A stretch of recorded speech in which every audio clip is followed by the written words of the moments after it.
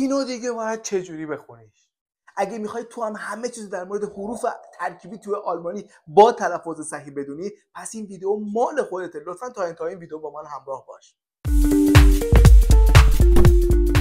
در زبان آلمانی به صورت قراردادی وقتی که خیلی از حروف با همدیگه ترکیب میشن، صدا یا حرف مجزایی تولید میکنن که دونستنشون باعث میشه هم بهتر بفهمی و بخونی، هم از خیلی از اشتباهات تلفظی جلوگیری بکنی. که من برای خودم برای یادگیری بهتر این حروف ترکیبی رو به 8 دسته یا گروه تقسیم بندی کردم که در واقع یک نوع تکنیک یادگیری برای بهتر نشستن توی ذهن. گروه اول حروف صداداری که میتونن با هم دیگه ترکیب بشن و یک صدای جدید تولید بکنن. ترکیب آ با او رو او میخونیم، مثل باوم، مثل هاوس. ولی همین آ اگر به جاش حرف اوملاوت ا بذاریم، اوی تلفظ میشه. جمع همین حروف میشه بایمه، هایزا. به غیر از این ترکیب حروف ا با او هم اوی خونده میشه، مثل لایته، هایته. پس ما اینو یاد گرفتیم که ا با او و حرف اوملاوت ا با او جفتش صدای اوی میدن. به غیر از این ترکیب ا با ای صدای آی میده، مثل این، مثل لایشت. ولی برعکسش ای با ا صدای ای کشیده میده، مثل میته به معنی اجاره، مثل لیبه به معنی عشق. نمیگیم لیبه، میگیم لیبه. یه نکته هم همین الان بگم، اصلا برای حفظ کردن این حروف ترکیبی نه ترس به خودتون راه بدید و نه زیاد اصرار بکنید. انقدر به مرور زمان تکرار میشه که خودش ناخودآگاه میشه. دومین گروه ش.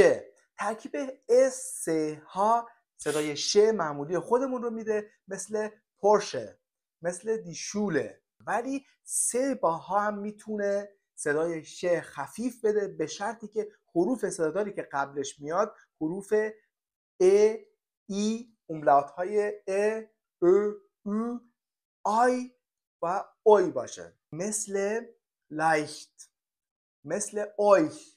ولی اگر به غیر از این حروف صدادار دیگه مثل آ، او، و او قبل از سه ها بیاد، سه ها صدای خ میده، مثل اوخ، بوخ، لخ. البته استثنایی هم وجود داره. برای کلماتی که از یک زبان دیگه وارد آلمانی شدن سعی میشه که مثل خودشون خونده بشه، مثل چیلی. یک کلمه‌ای که از یک زبان دیگه وارد آلمانی شده سعی میشه که مثل خودش خونده بشه. همونطور که قبلا هم گفتم، سه ها صدای ش خفیف میده که با اس ها فرق میکنه و اگر بتونی این اس ها رو درست تلفظ کنی، قدم بزرگی به سمت اکسنت فخای یا بدون لهجه صحبت کردن یا خیلی شبیه آلمانیا صحبت کردن برداشتی. اگه برات مهم نیست، ویدیو بعدی که توی کانال من توی پلیلیست آشپراخه منتشر میشه رو ولش کن، نگاش نکن. ولی اگر برات مهمه، مایل هستی با تکنیک صحیح تلفظ سه ها آشنا بشی و این بدونی که من چجوری حفظ کردم که سه ها کی ش هست و کی خ، توی کانال من توی پلیلیست آشپراخه ویدیو بعدی رو دنبال کن. راستی این ویدیو رو هم لایک کن، خوشحال میشم. گروه سوم ترکیب ت س ها صدای چ میده، مثل چوز. در ضمن تو آلمانی توی روزمره وقتی که بخوای صمیمیت تو با یه نفر بیشتر نشون بدی، این او رو بیشتر میکشی، میگن چوز، یکم ناز بهش میدن. یا دویچ یا کفچ. کفچ به معنی چرند توی روزمره آلمانی عامیانه خیلی استفاده میشه. ترکیب بعدی سه ها به علاوه اس صدای کس میده، مثل زکس، مثل فوکس. چهارمین گروه اس هستش. اس وقتی که بعدش حرف صداداری بیاد، اس ز خونده میشه، مثل دیزونه یعنی خورشید. ولی اگر آخر کلمه بیاد یا قبلش حروف صداداری بیاد، همون اس خونده میشه. ترکیب اس پ صدای ش میده، مثل شپانین، مثل شپورت. ترکیب است صدای شت میده، مثل شتارت، مثل استودیو. اشپورت یا اشتارت نیستش، این خیلی زشته تو زبان آلمانی، زشت به نظر میره صداش. شپورت، شتارت. گروه پنجم ها ها همیشه یا بعدش یا قبلش حروف صدادار میاد. اگر بعدش حروف صدادار بیاد ها خونده میشه مثل هابن، مثل هالب به معنی نیم. ولی اگر قبلش حروف صدادار بیاد حروف صدادار قبلش کشیده تر خونده میشه و از روی ها که خونده نمیشه یه جورایی پریده میشه مثل گن، مثل بانهوف. ترکیب سه کا همون کا خونده میشه با این تفاوت که حرف صداداری که قبل از سه کا میاد باید سریعتر یا تندتر تلفظ بشه مثل غک به معنی دامن یا یاکه به معنی کاپشن یا دیک به معنی چاق. ما نمیگیم دیک، میگیم دیک. گروه هفتم اق. اق وقتی که در آخر کلمه بیاد آی خفیف خونده میشه مثل کیندا، اودا، آبا.